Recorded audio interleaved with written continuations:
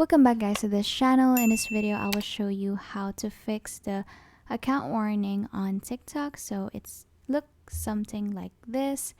So just go to your profile and then click the three line on the upper right corner of your account and then go to settings and privacy.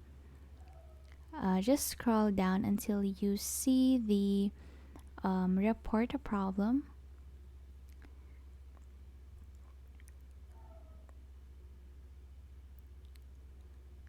So again, just scroll down and go to topics. You will see their accounts and profile.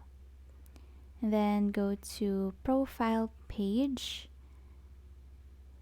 And then a drop down will show up once you click that.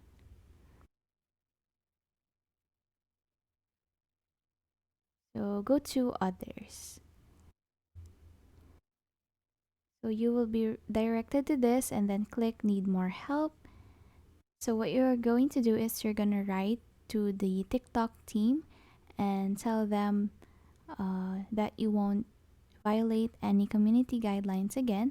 And that's it. That's how you fix the account warning on TikTok. Thank you so much guys for watching. Please do like and subscribe to this channel.